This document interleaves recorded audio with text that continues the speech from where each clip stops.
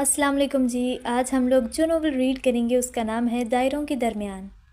یہ میں سمرہ بخاری کا پہلا ناول پڑھی ہوں، تو دیکھتے ہیں کہ یہ کیسا ہوتا ہے۔ اچھا، اگر میں اس کا اوور ویو دوں تو یہ ایک لڑکی کی کہانی ہے جو بہت ہی ٹپکل سے خاندان میں پیدا ہوئی ہوتی ہے، بہت ہی سختیاں ہوتی ہیں اس کے اوپر، اور وہ تھوڑی آزادی کا سوچتی ہے۔ تو چلیں ناول شروع کرتے ہیں، لیکن اس سے پہلے آپ لوگوں نے اگر میرا چینل سبسکرائب نہیں کیا تو کائنڈلی سبسکرائب کر دیں، اور کامنٹ میں ضرور بتائیں کہ آپ لوگوں کو یہ ناول کیسا لگا۔ تو چلیں اسٹارٹ کرتے ہیں۔ دائروں کے درمیان۔ شام آنگن میں اتر آئی تھی۔ رات کے کھانے کی تیاری کے لیے باورچی خانہ آباد ہو چکا تھا۔ بڑی دائی جان نے پالک چولہے پر چڑھائی تھی، اماں گوشت بھننے میں لگی تھیں۔ شائستہ دن بھر میں ہونے والی دھلائی کے کپڑے مردوں کے گھر لوٹنے سے پہلے بکسوں اور الماریوں میں رکھ چکنے کے بعد اب بچوں کی ادھر ادھر پھیلائی چیزیں سمیٹنے میں شبانہ کی مدد کر رہی تھی۔ غرض ہر طرف مصروفیت کا عالم تھا اور ایک خاص تناؤ کی کیفیت چھائی ہوئی تھی۔ دادی بار بار کسی نہ کسی کا نام لے کر پکارتی، پھر پوچھتی، فلاں کام تو ہو چکا ہے نا؟ لڑکوں کے کمرے صاف ہیں نا؟ کوئی چیز بکھری ہوئی تو نہیں؟ تمہارے ابا صبح موزے دھونے کو دے گئے تھے، وہ تو دھو دیے تھے نا؟ ظفر کی کتابیں ٹھیک سے رکھی تھیں یا نہیں؟ واجد کا تولیہ کمرے میں پہنچایا یا ابھی تک الگنی پر لٹکا ہوا ہے؟ لڑکیاں اور گھر کی عورتیں روزانہ ہی اپنی طرف سے مطمئن ہو کر بیٹھتی تھیں، مگر پتہ نہیں کیوں کہیں نہ کہیں کوئی غلطی ہو جاتی، کوئی نہ کوئی کام بھول ہی جاتا، اور اس کے بعد گھر کی تمام عورتوں کو مرد پھور اور ناقابل قرار دے دیتے۔ مریم، تم سے کہا تھا کیاری سے پودینہ توڑ لاؤ، ابھی تک نہیں لائی؟ امی نے باورچی خانے کی کھڑکی سے سر نکال کر برآمدے کی سیڑھیوں پر بیٹھی سوچوں میں گم مریم کو پکارا تھا۔ امی، ہر روز تو چٹنی بنتی ہے، آج نہیں بنے گی تو کون سی قیامت آ جائے گی؟ اے ہے، خدا کا خوف کرو، کیوں باپ اور چچا سے جوتے کھانے کا پروگرام ہے؟ تمہیں پتہ ہے نا چٹنی کے بغیر وہ نوالا نہیں توڑتے۔ مصیبت، وہ منہ ہی منہ میں بڑبڑائی، سیل بٹے پر چٹنی پیسنا کون سا آسان کام ہے؟ پھر ذرا بھی جو موٹی رہ جائے تو سلواتیں شروع ہو جاتی ہیں۔ سستی سے انگڑائی لیتی وہ اٹھی اور کیاری سے پودینے کے پتے چننے لگی۔ کڑوا کڑوا سا ذائقہ ہوتا ہے، پتہ نہیں ابا اور چچا کی جان کیوں ہے اس میں۔ روٹی ہضم نہیں ہوتی اسے کھائے بغیر۔ 2 ٹائم مجھے بہت برے لگتے ہیں۔ ایک صبح کا جب یہ سارے جان کے دشمن اپنے اپنے کاموں سے گھر سے نکلتے ہیں، ہم پر جیسے احسان عظیم فرماتے ہیں۔ شامت آ جاتی ہے ہماری، ان کے جانے کے 1 گھنٹے بعد تک میری تو ٹانگیں دکھتی رہتی ہیں۔ دوپہر سکون سے گزرتی ہے، شام کو پھر یہ قیامتیں نازل ہو جاتی ہیں۔ ایک روز دادی کی باتیں میں نے چپکے چپکے سنی تھیں۔ وہ سمجھی میں سو رہی ہوں، اپنی جانب سے بڑی رازداری برت رہی تھیں۔ ہلکی آواز میں تائی جان سے کہہ رہی تھیں، لڑکیاں اگر خاندان میں ہی کھپ جائیں تو اچھا ہے۔ لڑکے بھی موجود ہیں، زیادہ نہیں تھوڑا بہت تو کما ہی لیتے ہیں، پھر مل جل کر رہیں تو کم تنخواہ میں بھی گزارا ہو جاتا ہے۔ اور تائی جان دادی کی ہاں میں ہاں ملائے جا رہی تھیں۔ اللہ میری توبہ، شادی کے بعد بھی اس گھر سے جانے چھوٹے گی؟ بس یہیں پیدا ہوئے ہیں، یہیں مر بھی جاؤ۔ پتہ نہیں میرا جوڑ کسی کمبخت کے ساتھ بننا ہے۔ ویسے تو سارے ہی بدبخت ہیں، چڑچڑے، نکچڑے، الو جیسی شکلوں والے۔ وہ میری دوست بینا کے بھائی کس قدر ہنسمکھ ہیں، اور یہاں تو لگتا ہے ہنسنا ان پر حرام قرار دیا گیا ہے۔ اگر اس گھر کا کوئی مرد ہنسا تو اسے کڑی سزا ملے گی، منہ کالا کر کے 100 کوڑے لگائے جائیں گے۔ ویسے منہ کالا ہونے کے بعد یہ سب کیسے لگیں گے؟ سوچ کر ہی اسے ہنسی آ گئی۔ ظفری تو ہے ہی کالا، اسے تو خیر سے کوئی فرق ہی نہیں پڑے گا۔ اے مریم، اکیلے ہنسے جا رہی ہو، پاگل تو نہیں ہو گئی؟ شائستہ بچوں کے پھیلائے کھلونے سمیٹنے صحن میں آئی تھیں، اسے جو ہنستے دیکھا تو ٹھٹک گئی۔ اس گھر میں ہنسی تو کسی کو آتی نہیں، کسے شریک کرو؟ اکیلے ہی ہنسنا پڑتا ہے۔ ویسے ہنس کیوں رہی تھی؟ اس گھر کے افراد پر ہنس رہی تھی۔ کیسے ہیں سب کے سب؟ تم بھی ان میں ہی شامل ہو، شائستہ نے منہ بنا کر یاد دلایا۔ نہیں، ناراض مت ہو، اصل میں اس گھر میں بسنے والی حکمران پارٹی کی بات کر رہی تھی۔ شرم کرو، اپنے باپ بھائی کا مذاق اڑاتی ہو۔ اس گھر کی تمام خواتین کے نزدیک یہ گناہ کبیرہ تھا، وہ تو ایسا سوچ بھی نہیں سکتی تھیں۔ پتہ ہے، پہلے میں بھی سمجھتی تھی مرد ہوتے ہی ایسے ہیں، مگر اب مجھے پتہ چل گیا ہے، مرد صحیح دماغ کے بھی ہوا کرتے ہیں۔ پھر بکواس کری ہو؟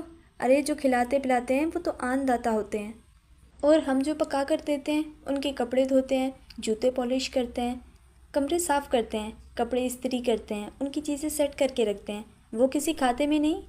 اگر یہ سب کچھ انہیں خود کرنا پڑے تو دماغ ٹھکانے آ جائے۔ کیوں وہ یہ سب کریں؟ وہ مرد ہیں، اللہ نے انہیں حکمران بنایا ہے۔ پتہ نہیں اللہ نے بنایا ہے یا خود بن بیٹھے ہیں۔ مریم، او احمق، اگر پودینہ توڑ لیا ہے تو ادھر آ، مر جا۔ آ رہی ہوں امی۔ اس نے سارے چنے ہوئے پتے دوپٹے میں ڈالے اور باورچی خانے میں آئی۔ اکتوبر کا مہینہ تھا، صبح اور شام ٹھنڈی، جبکہ دوپہر کو سورج چمکتا تھا اور پنکھے چلائے بغیر گزارا نہیں ہوتا تھا۔ یہاں 4 چولہے تھے۔ اس وقت سبھی مصروف تھے۔ امی پالک بنا رہی تھیں، دوسرے چولہے پر گوشت بھونا جا رہا تھا جس میں پالک ڈالی جانی تھی۔ چچی نے دودھ کا بڑا سا پتیلا چولہے پر دھر رکھا تھا اور چوتھے پر تایا ابا کے لیے کوئی پنجیری تیار کی جا رہی تھی۔ اتنا سارا دودھ آتا ہے گھر میں، مگر سب کا سب حکمران پارٹی استعمال کرتی ہے۔ سونے سے پہلے ان سب کو ایک ایک گلاس دودھ کا موسم کے حساب سے دیا جاتا ہے۔ اگر موسم گرما ہے تو ٹھنڈا دودھ، اور اگر سردیاں ہیں تو پھر نیم گرم۔ صبح کے وقت گرمیوں میں یہ لسی استعمال کرتے ہیں۔ سردیوں میں خواتین ان جیالوں کے لیے گاجر کا حلوہ بنا کر رکھتی ہیں، جس میں 100 نقص نکال کر احسان عظیم فرماتے ہوئے یہ نوش کرتے ہیں۔ پالک مجھے پسند نہیں، مگر کھانی پڑے گی، اور جو کسی لڑکی کو پسند نہ ہوتی تب امی اس کے لیے بھنا گوشت پالک ڈالنے سے پہلے علیحدہ کر لیتی۔ دھاندلی، سخت دھاندلی۔ وہ اکتائی سی چٹنی بنا رہی تھی۔ مریم کیا ہے، کہاں گم ہو؟ ہاتھوں میں جان نہیں ہے کیا؟ امی نے گھرکا۔ امی گھر میں بلینڈر بھی تو ہے، مجھے پتہ ہے کیا کچھ ہے گھر میں۔ تمہارے ابا کہتے ہیں یہ مشینیں چیزوں کی افادیت کم کر دیتی ہیں، جلا ڈالتی ہیں سب کچھ، اسی لیے ہم ہر طرح کے مسالے ہاتھ سے ہی پیستے ہیں۔ ویسے اگر ہم مشین میں پیس لیں انہیں کون سا پتہ چلنا ہے؟ شرم کر، ڈوب مر۔ گھر کے مردوں کے اعتماد کو توڑنا کتنا بڑا گناہ ہے، تجھے پتہ چل جائے تو خوف سے ابھی مر جائے۔ امی آپ بھی بس پتہ نہیں کیا ہیں، اتنا اچھا مشورہ دیا تھا میں نے۔ تو پہلے ایسی نہیں تھی، جب سے میٹرک پاس کیا ہے تیرا دماغ خراب ہوتا جا رہا ہے۔ حالانکہ شائستہ، عفت اور میری شبانہ نے بھی میٹرک کیا ہے۔ ہمارے گھر کے مرد تعلیم کے حق میں ہیں، وہ سبھی لڑکیوں کو تعلیم دلواتے ہیں۔ چچی پھر قصیدہ پڑھنے لگیں۔ آج کے دور میں میٹرک بھی بھلا کوئی تعلیم ہے؟ اس نے کھلم کھلا مذاق اڑایا۔ پھر کیا تجھے کالج میں بٹھا دیں؟ امی نے یہ بات یوں کہی جیسے کالج میں قدم رکھنا ایک گالی ہو، اور انہوں نے اس کی گستاخی کی سزا کے طور پر یہ گالی اسے دے ڈالی ہو۔ چٹنی پس چکی تھی، اس نے سیل بٹا دھویا اور باہر آ گئی۔ جاگ آ رہی ہے، بات سن۔ امی وہ باسر کے کپڑے استری کرنے والے رکھے ہیں۔ اس نے جھوٹ بولا۔ باسر کے کپڑے وہ دوپہر میں استری کر چکی تھی۔ باسر تھا تو اس سے پورے 4 سال چھوٹا، مگر بڑوں کو دیکھ دیکھ کر ابھی سے روب جمانے لگا تھا۔ بڑا فخر تھا لڑکا ہونے پر، اور لڑکیوں سے طرح طرح کے کام لینا، دھونس جمانا وہ اپنے لیے باعث شان قرار دیتا تھا۔ ابھی 8ویں میں پڑھ رہا تھا، مگر اتوار بگڑ رہے تھے۔ اسکول سے چھٹی کے بعد آوارہ گردی کو نکل کھڑا ہوتا تھا۔ ابا اور چچاؤں کی واپسی سے کچھ ہی دیر پہلے گھر میں قدم رکھتا تھا، اور امی یہ بات ابا سے چھپائی ہوئی تھی، دادی نے جو کہہ رکھا تھا۔ اس عمر میں لڑکے ایسی حرکتیں کرتے ہی ہیں۔ اب وہ لڑکیوں کی طرح سارا وقت گھر کی 4 دیواری میں تو نہیں گزار سکتا، اسے دنیا دیکھنے دو۔ اسی طرح لڑکے سیکھتے ہیں۔ اچھا ہے سارا دن باہر رہتا ہے، گھر پر ہو تو ہماری جان کھائے، چھت پر جاؤ تو اعتراض کرتا ہے، زور سے ہنسو بولو تو ڈانٹ ڈپٹ، کمینے کا ہاتھ بھی بہت بھاری ہے، فوراً ایک جڑ بھی دیتا ہے۔ جی چاہتا ہے اس کے میلے کپڑے ہی الماری میں رکھ دوں، مگر اس کی مار سے ڈر لگتا ہے۔ سنا ہے جو لڑکیاں کراٹے سیکھ لیتی ہیں وہ لڑکوں کو بھی مار سکتی ہیں، مگر مجھے کراٹے سکھائے گا کون؟ یہاں تو پڑھنے کے لیے بھی باہر نہیں نکلنے دیتے۔ میں قرآن کا ترجمہ بینا کی نانی سے پڑھ رہی ہوں، بینا سے بھی دوستی ہو گئی، وہ کالج میں پڑھتی ہے، مجھے کالج کی باتیں سناتی ہے، اس نے مجھے کالج کی کتابیں دی ہیں، وہ پڑھائی میں میری مدد بھی کرتی ہے، مگر سوال یہ ہے میں امتحان کیسے دوں گی؟ اتنی ساری فیس بھی تو دینا ہوتی ہے، اور پیپر دینے کے لیے سینٹر آنا جانا ہوتا ہے۔ مریم، او مریم! عفت اسے پکارتی چلی آئی۔ شاباش، مہرانی آرام فرما رہی ہیں، چلو دادی نے یاد فرمایا ہے۔ عفت ایک ہاتھ کمر پر ٹکا کر دروازے سے ٹیک لگائے کھڑی اسے گھور رہی تھی۔ ادھر آنا عفت۔ عفت اس سے 3 سال بڑی تھی، مگر یہاں لڑکیاں ایک دوسرے کو آپا باجی کہنے کا تکلف نہیں کرتی تھیں، سب نام لیتی تھیں ایک دوسرے کا۔ ہاں کیا ہے؟ وہ چلی آئی۔ کل تم گئی تھی چھت پر؟ ہائے اللہ، یہ کیا بکواس شروع کر دی؟ ادھر دادی انتظار کر رہی ہیں تیرا۔ دادی نے کون سے ہل چلانے ہیں؟ جو میں دیر سے پہنچی تو ان کا حرج ہو جائے گا۔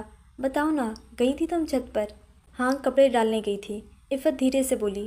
پھر وہ تھا اپنی چھت پر؟ پتہ نہیں، میں نے نہیں دیکھا۔ جھوٹ مت بولو۔ مریم نے اس کا ہاتھ پکڑ لیا۔ ہاں تھا۔ چل چھوڑ اب مجھے۔ عفت کے انداز میں مصنوعی بیزاری تھی، جبکہ چہرے پر بڑا خوبصورت سا رنگ آ گیا تھا۔ کچھ کہا تھا اس نے؟ اشارے کر رہا تھا کمینہ۔ کیا اشارے؟ جا کر اسے پوچھ لے۔ عفت نے ہاتھ چھڑا کر اسے زور کا دھکا دیا، وہ اوندھے منہ بستر پر جا گری۔ عفت ہنسنے لگی۔ یہ کیا ہو رہا ہے؟ فضول واہیات حرکتیں۔ آئندہ اگر میں نے تم دونوں کو آپس میں اس طرح کے ہنسی مذاق کرتے دیکھا، دونوں کی ٹانگیں توڑ دوں گا۔ ظفری ابھی ابھی گھر لوٹا تھا، عادت کے مطابق ہر کمرے میں جھانکتا پھرا ہوگا، اور یہاں ایک معصوم سا سین دیکھ کر روب جھاڑنے کا موقع مل گیا۔ ٹانگیں توڑ دوں گا اور اپنی لگوا لوں گا، یوں 6 ٹانگیں ہو جائیں گی میری، پھر میں سرکس میں کام کروں گا۔ اس کے جانے کے بعد مریم نقل اتار رہی تھی، عفت ہنسی کنٹرول کر رہی تھی، کہیں جو ظفری کو آواز پہنچ گئی تو پھر نازل ہو جائے گا، غصے میں اسے 4 ہاتھ بھی جڑ دے گا۔ اور ان مردوں کے ہاتھ کتنے بھاری ہیں، ہاتھ تو میرا بھی خاصا بھاری ہے، مگر کبھی ان لوگوں کو جڑنے کا موقع ہی نہیں ملا۔ ویسے کیسا لگے اگر ہم انہیں بات بے بات ڈانٹیں اور خواہ ماریں۔ وہ خیالوں ہی خیالوں میں یقیناً یہ منظر بھی دیکھ رہی تھی۔ توبہ کر توبہ، شائستہ یہ کہتی ہوئی اٹھ کھڑی ہوئی، دروازے پر رک کر بولی، اب تم بھی کمرے سے نکل آؤ، یہ سب باتیں ہی ہوں گی اور کرنے کو بہت کام ہوگا۔ نکل آتی ہوں، پتہ نہیں دن اتنے جلدی کیوں بیت جاتا ہے اور شام ہو جاتی ہے۔ آج تم بینا کی نانی سے قرآن پڑھنے نہیں گئی؟ بینا لوگ اپنے کسی عزیز کی شادی میں شرکت کے لیے گئے ہیں، پرسوں تک آئیں گے۔ ویسے مریم تو ہے خوش نصیب، ہم میں سے کسی کو گھر سے باہر پیر دھرنے کی اجازت نہیں، اور تو روزانہ بینا کے گھر جا رہی ہے۔ فالتو تھوڑی جا رہی ہوں، اس کی نانی سے قرآن پاک بات ترجمہ پڑھ رہی ہوں۔ اگر ہم کہیں گے تو اجازت ہی نہیں ملے گی، اس لیے کہ اب میں جو سیکھ رہی ہوں، دادی کہتی ہیں باقی لڑکیوں کو سکھانے کی ذمہ داری تمہاری ہے۔ کاش تم سے پہلے میں نے اپنی خواہش کا اظہار دادی سے کر دیا ہوتا۔ اب پچھتائے کیا ہو تو جب چڑیا چگ گئی کھیت۔ مریم، تم ہم سب میں رہتے ہوئے بھی ہم سے کچھ مختلف ہو۔ وہ کیسے؟ مریم اٹھ کھڑی ہوئی، تم کتنی بیزار رہتی ہو اس ماحول سے، بھائیوں کی ڈانٹ پر منہ بنا لیتی ہو، ان کے کام کرنا تمہیں اچھا نہیں لگتا، اور آنسو تو جیسے تمہاری پلکوں پر دھرے رہتے ہیں، جبکہ ہم سب انتہائی صابر ہیں۔ یہ لوگ کچھ بھی کہہ لیں ہنس کر ٹال جاتے ہیں، جھڑ جھڑ نیڑ نہیں بہاتے، ان کے کام عبادت سمجھ کر کرتے ہیں، اور ہمیں اپنے گھر والوں سے کچھ زیادہ شکایت بھی نہیں۔ آخر وہ جو کرتے ہیں ہمارے بھلے کے لیے تو کرتے ہیں۔ جی ہاں، بہت پیار ہے انہیں ہم سے، بڑی ہمدردی رکھتے ہیں وہ ہمارے لیے، ہمیں دیکھ دیکھ کر جیتے ہیں، ہمارے بغیر سانس بھی نہیں آتی انہیں۔ عورت کا درجہ مرد سے کمتر ہے، شائستہ نے سمجھایا۔ پتہ نہیں کس نے کہا یہ سب تم سے؟ دادی کہتی ہیں۔ جی ہاں، دادی سے تو فرشتے ہم کلام ہوتے ہیں نا، پیغام لے کر آتے ہیں ان کے لیے اللہ میاں کی طرف سے۔ کچھ خوف کرو خدا کا، شائستہ دہل کر بولی، پھر کہنے لگی، دادی کہتی ہیں مریم کچھ سرکش ہے، اسی لیے اسے قرآن پاک پڑھوا رہی ہوں تاکہ اس کے مزاج میں نرمی پیدا ہو، عورت کو اکڑ زیب نہیں دیتی۔ دادی عورت ہو کر عورتوں کے حقوق غصب کر رہی ہیں، پتہ نہیں کیسا پتھر دل ہے ان کے پاس۔ سچ، اگر میں دادی ہوتی تو تم سب لڑکیوں کو کھلی آزادی ہوتی، لڑکوں کے گھر سے جانے کے بعد تم سب کو کالج روانہ کر دیتی، کام کرنے کے لیے 2 نوکر ہوتے، اور کالج سے واپسی پر بس تمہیں مل جل کر دوپہر کا کھانا بنانا پڑتا، وہ اس لیے کہ یہ کام عورت کے لیے باعث فخر ہے۔ جو عورتیں اپنے کام چھوڑ کر مردوں کی نقل کرتی ہیں اور پھر اس پر فخر بھی کرتی ہیں، وہ مجھے پرلے درجے کی احمق بے وقوف لگتی ہیں۔ ارے بے وقوفوں، اس طرح تو تم خود یہ اظہار کرتی ہو کہ مرد کو اپنے سے افضل اور اس کے کرنے والے کاموں کو برتر سمجھتی ہو۔ او بے ہدایتو، بے عقلو، کمرے میں گھسی بیٹھی ہو، پتہ بھی ہوتا ہے کتنے کام ہوتے ہیں اس وقت۔ غصے میں بھری چچی چلی آئیں۔ چلو دادی اماں، اس عزت افزائی کے بعد ہو سکتا ہے آپ کے مزاج میں مزید عاجزی پیدا ہو جائے۔ شائستہ کو ہنسی آ گئی۔ بھابھی کہاں ہیں تمہاری؟ چچی نے شائستہ سے پوچھا۔ منا رو رہا تھا، اسے لے کر اوپر اپنے کمرے میں گئی ہیں۔ شاباش ہے اس کی عقل پر، پتہ بھی ہے میاں گھر آنے والا ہے، اس وقت بجائے استقبال کو موجود رہنے کے بچے کو لے کر کمرے میں چلی گئی ہے۔ روز ہی تو استقبال کرتی ہے صاحب بہادر کا، آج نہ کریں گی تو کون سا فرق آ جائے گا؟ مریم، تم اپنی زبان بند رکھا کرو۔ چلو شائستہ، تم جا کر منع کو بہلاؤ اور غزالہ سے کہو جب تک رفیع میاں نہیں آ جاتے وہ نیچے ہی رہے، اور مریم تم آ کر برتن میز پر لگاؤ، کل تم اچار رکھنا بھول گئی تھیں، تمہارے اس بھول پر ہم سب کو کتنی باتیں سننا پڑی تھیں، آج دماغ کو حاضر رکھنا۔ او پھوڑ عورت، میرے کپڑے کہاں رکھ دیے ہیں؟ باہر نکلی تو ابا کی چلانے کی آواز سنی۔ او تو یہ گھر تشریف لے آئے ہیں، امی تو دادی کے کمرے میں ہوں گی، ان تک یہ دھاڑ کہاں پہنچے گی بھلا؟ وہ امی کو تلاش کرنے لگی، ملی تو ابا کا پیغام سنا دیا۔ امی کے ہاتھ پاؤں پھول گئے، جیسے تیسے اپنے کمرے کو روانہ ہوئیں۔ وہ چچی کا بتایا کام کرنے چل پڑی۔ پالک گوشت امی نے بنایا تھا، بھابھی نے کوفتے بنائے تھے۔ بھابھی کے ہاتھ کے بنے کوفتے مریم کو بے حد پسند تھے، مگر پتہ نہیں یہ لڑکے کھانا کیا چاہتے ہیں، کیا معیار ہے ان کا، کچھ پسند ہی نہیں آتا۔ ابا تو شکر ہے آج خاموش تھے، پالک گوشت رغبت سے کھا رہے تھے۔ امی نے سالن سے اچھی اچھی بوٹیاں چن کر ان کی پلیٹ میں ڈال دی تھیں۔ چٹنی پر اعتراض کیا مگر یہ نہیں بتا سکی کہ آخر اس میں خرابی کیا ہے۔ تم کوئی کام تو دھیان سے کر لیا کرو، رفیع بھائی کوفتے پلیٹ میں بڑھنے کے بعد کھاتے جا رہے تھے اور بھابھی پر اعتراض بھی ساتھ ساتھ تھا۔ اتنا موٹا قیمہ پیسا ہے، ذائقہ نام کو نہیں۔ اس گھر کی تمام عورتیں عقل سے کوری اور ہڈ حرام ہیں۔ یہ تو ہم ہیں جو برداشت کیے جا رہے ہیں، کوئی اور ہوتے تو چٹیا سے پکڑ کر دفع کر چکے ہوتے۔ یہ چچا تھے۔ مریم نے ایک نظر حاضرین پر ڈالی۔ تمام مرد حضرات تیوری چڑھائے دھڑ دھڑ کھانے اور نقص نکالنے میں مشغول تھے، اور خواتین مجسم شرمندگی کھانے سے ہاتھ روکے سر جھکائے یہ مبالغات سن رہی تھیں۔ ایک ٹھنڈی سانس کھینچ کر وہ پھر پلیٹ پر جھک گئی۔ خواتین میں وہ واحد لڑکی تھی جو کھانا کھا رہی تھی۔ ابا نے پانی کے جگ کی جانب ہاتھ بڑھایا، امی لپک کر آئیں اور ان کا گلاس پانی سے بھر دیا۔ تایا نے سلاد کی پلیٹ کی جانب نگاہ کی۔ تائی جان نے جلدی سے سلاد ان کے لیے نکال دیا۔ آج دادی میز پر نہیں آئی تھیں، موسم بدل رہا تھا، اس لیے اب وہ اکثر اپنے کمرے میں ہی کھانا کھانے لگی تھیں۔ اگر وہ موجود ہوتی محفل کا لطف دوبالا ہوتا۔ مریم نے دل میں انہیں یاد کیا، اگر تیرا پیٹ بھر گیا ہے تو جا کر میرے کمرے سے دوا اٹھا لا۔ ابا نے پلیٹ پر جھکی مریم کو قہر بھری نگاہ سے دیکھتے ہوئے کہا تھا، میں لے آتی ہوں جی۔ امی حکم بجا لانے کو بےتاب تھیں۔ نہیں، تم بیٹھی رہو، اس طرح تم نے اس کا دماغ خراب کر رکھا ہے، سوائے کھانے کے اسے کوئی کام نہیں۔ حرام خور، میں کھال ادھیڑ کر بس بروا دوں گا، چل دفعہ ہو، دوا لے کر آ۔ مریم کو یوں لگا کسی نے گرم گرم تیل اس کے جسم پر انڈیل دیا۔ اف، کتنی جلن ہو رہی تھی، توہین کا شدید احساس۔ اس کی سمجھ میں نہیں آ رہا تھا وہ کیا کرے، آخر کیا قصور سرزد ہوا تھا اس سے۔ سب کے سامنے 2 منٹ میں ذلیل کر چھوڑتے ہیں۔ دونوں بچے گڈو اور بیبی منہ پر ہاتھ رکھ کر ہنسی روک رہے تھے۔ سب لڑکوں کے چہرے پر مسکراہٹ تھی۔ ہماری بے عزتی پر یہ بہت خوش ہوتے ہیں۔ مجھے بھی ایک روز بدلہ لینا ہے ان سے۔ اس کے اندر بڑی شدت سے ٹوٹ پھوٹ جاری تھی۔ جب وہ دوا لے کر واپس آئی تب چچا عفت پر بری طرح برس رہے تھے۔ اس نے حاضرین کی جانب دیکھا اور اسے لگا یہ سب صرف اور صرف کھانے کی طرف متوجہ ہیں۔ عفت کے ساتھ کیا ہو رہا ہے کسی نے نوٹس ہی نہیں لیا۔ یہ سب مجھ سے خار کھاتے ہیں، مجھے ڈانٹ پڑے تب انہیں دلی سکون حاصل ہوتا ہے۔ کسی دوسری لڑکی سے ایسی دشمنی نہیں ہے، اور یہ ظفری سب سے زیادہ مکار ہے، بالکل کسی لومڑ کی طرح، مگر لومڑ بھی اتنے کالے ہرگز نہیں ہوتے ہوں گے۔ میں نے کبھی لومڑ ہی نہیں دیکھا، حد ہو گئی، کم از کم کوئی تصویر۔ مریم فریج سے سویٹ ڈش اٹھا لاؤ۔ تائی جان کی آواز نے خیالات تتر بتر کر دیے۔ بددلی سے وہ سویٹ ڈش لینے چل پڑی۔ ادھر ابا کو دو، تمہیں اتنی تمیز نہیں ہے، پہلے بڑوں کو دیتے ہیں۔ زاہد ڈانٹ رہا تھا۔ اس نے تاثرات چھپاتے ہوئے ڈش تایا کے سامنے رکھ دی۔ آج پھر کسٹرڈ؟ وہ دھاڑے۔ جی میں نے اس میں پھل اور کیک ڈالا ہے، سادہ کسٹرڈ نہیں ہے، تائی نے ڈرتے ڈرتے وضاحت کی۔ آرام طلب اناج کے دشمن، پتہ ہے نا کسٹرڈ بغیر محنت کے بن جاتا ہے، اس لیے روزانہ کسٹرڈ ہی ملے گا۔ یہی تو اس گھر کی عورتوں کی خوبی ہے۔ ابا تنزیہ مسکرائے۔ جی کل کھیر بنا لیں گے۔ خواتین مجرم بنی ہوئی تھیں۔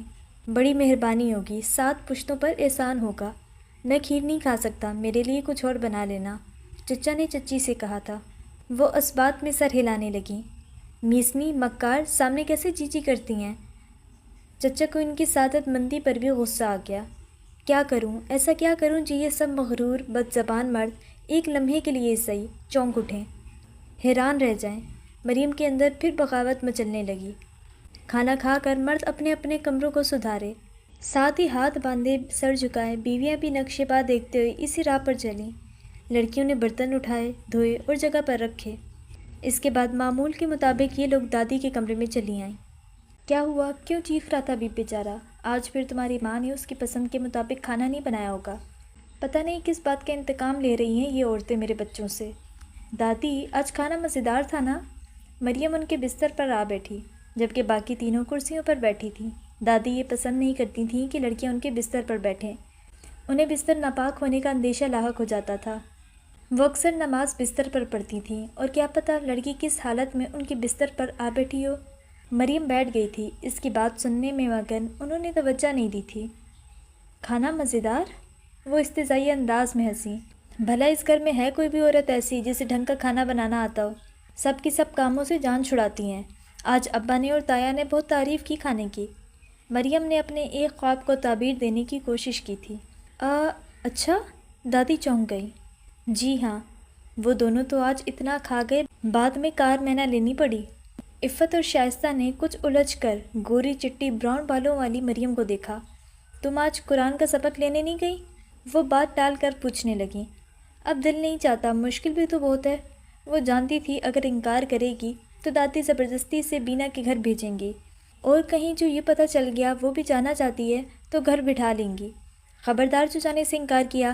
مگر دادی ٹائم بھی کتنا لگ جاتا ہے، پہلے میں 1 روز پہلے کا دیا سبق یاد کرتی ہوں، پھر انہیں سناتی ہوں، پھر اگلے سبق کی تلاوت کرتی ہوں، اس کے بعد وہ تلاوت کرتی ہیں اور لفظی ترجمہ بتاتی ہیں، اس کے بعد تشریح ہوتی ہے۔ میں یہ سب سنتی ہوں، 1-2 مرتبہ میں میرے پلے کچھ نہیں پڑتا، کتنی مرتبہ وہ یہ سب دہراتی ہیں، تب میری سمجھ میں آتا ہے تو نے گھر آ کر کون سے حل جوتنے ہوتے ہیں، جتنا بھی وقت لگتا ہے لگا، اور کوئی تو نیکی کی بات سیکھ لے۔ اپنے لیے دعا بھی کیا کر، خدا تجھے عقل عطا کرے، اور تو اپنے اور مرد کے فرق کو سمجھنے لگے، ہر بات میں برابری کی کوشش نہ کیا کر، پتہ نہیں کیا بنے گا تیرا۔ ارے کمبخت، اس گوری رنگت کو کسی نے نہیں دیکھنا، اگر لچھن خراب ہوں تو اگلے 2 دن برداشت نہیں کرتا مرد، جوتی پکڑ لیتا ہے، اور یہ جو تیری سنہری زلفیں ہیں یہ چند منٹوں میں زمین پر پڑی دکھائی دیتی ہیں۔ پھر لوگ کہتے ہیں وہ دیکھو وہ جا رہا ہے گنجی بیوی والا، وہ اب بھی ٹس سے مس نہیں ہوئی۔ کیوں؟ اسے کوئی کیوں کہے گا؟ مرد کو کیا پرواہ ہے، وہ دوسری لے آتا ہے، پہلی سے زیادہ خوبصورت اور جوان۔ دادی آپ پچھلے جنم میں مرد تو نہیں تھیں؟ ہر بات میں ان کی حمایت کرتی ہیں، حالانکہ یہ نسل کسی حمایت کے قابل ہے ہی نہیں۔ بکو مت، اور یہ جنم کی کیا بات کر رہی ہو؟ خبردار جو ایسا عقیدہ رکھا زبان کاٹ دوں گی۔ دادی اگر عورت کو بھی مرد کے برابر حقوق حاصل ہو جائیں؟ یہ کبھی نہیں ہو سکتا، قیامت نہ آ جائے گی اس دن؟ دادی اس کی بات کاٹ کر تیزی سے بولی، میرا مطلب ہے اگر حکومت یہ اعلان کر دے آج سے کوئی مرد عورت سے بدتمیزی سے بات نہیں کرے گا، اس کے پکائے کھانوں میں نقص نہیں نکالے گا، اپنی تنخواہ میں سے آدھی بیوی کی خدمات کا اعتراف کرتے ہوئے اسے دے گا، تب ہمارے گھر کے مرد تو اجتماعی خودکشی کر لیں گے۔ خدا کا خوف کر، تیرے منہ میں خاک، مرے تو اور تیرے جیسی دوسری جو منہ میں آتا ہے بکے جاتی ہے۔ بہت کھل گئی ہے تیری زبان، اب تیرے باپ سے شکایت کرنی پڑے گی۔ چھوڑیں دادی، یہ تو ہے ہی بے وقوف، ہم سمجھا دیں گے اسے، اب ایسی بات نہیں کرے گی۔ شائستہ اور شبانہ نے اسے بچانے کی کوشش کی تھی۔ چلو اٹھو مریم، اب چل کر سو جاؤ، صبح نماز وقت پر پڑھا کرو۔ عائشہ جانتی تھی جتنی دیر یہاں بیٹھے گی ایسی باتیں کرے گی اور دادی کا موڈ خراب ہوگا۔ مریم خود بھی یہاں بیٹھ کر بے چین سی رہتی تھی، مگر دادی کا حکم تھا رات سونے سے پہلے سب لڑکیاں ان کے پاس آ کر بیٹھا کریں۔ شائستہ کے کہنے کی دیر تھی، وہ اٹھ کھڑی ہوئی۔ شبانہ صبح میرے ململ کے دوپٹے کو کلف لگا دینا، اس نے اپنے پیچھے دادی کو کہتے سنا تھا۔ پھر وہ اپنے کمرے میں آ گئی، آ کر لائٹ جلائی، دروازے کے پردے برابر کیے، الماری سے اپنی کتابیں نکالیں اور لحاف میں آ بیٹھی۔ اسے پتہ تھا اس وقت کوئی ڈسٹرب کرنے والا کمرے میں نہیں آئے گا۔ آدھا گھنٹہ وہ آرام سے پڑھتی رہی، پھر شائستہ اور شبانہ چلی آئیں۔ عفت کہاں رہ گئی؟ کتاب سے نگاہ اٹھا کر اس نے ان دونوں کو دیکھا، وہ دادی کے لیے دودھ گرم کر رہی ہیں۔ تم یہ بتاؤ کب تک پڑھو گی؟ سچ، ہر روز تمہاری اس پڑھائی کی وجہ سے ہمیں بھی دیر تک جاگنا پڑتا ہے۔ کیوں، تمہیں کیا مسئلہ ہے؟ آنکھیں بند کرو اور سو جاؤ۔ نہیں، جب تک لائٹ آف نہ ہو مجھے نیند نہیں آتی، شبانہ نے کہا، اور شائستہ بھی ہاں میں ہاں ملانے لگی۔ پلیز میرے خاطر، بہنیں نہیں ہو تم لوگ میری؟ ایک تو اس گھر میں سب لڑکیوں کو ایک ہی کمرہ الاٹ کیا گیا ہے، اور لڑکوں کے لیے اتنا بڑا بڑا ایک ایک کمرہ، چاہو تو بندر کی طرح اچھلو کودو، چاہے تو گدھے کی طرح لوٹے لگاؤ۔ اچھا بس تقریر نہیں، اب جلدی جلدی پڑھو جو بھی پڑھنا ہے۔ شائستہ اس کے برابر میں اپنے بستر پر آ بیٹھی۔ ویسے مریم، پڑھنے سے تمہیں کیا فائدہ بھلا؟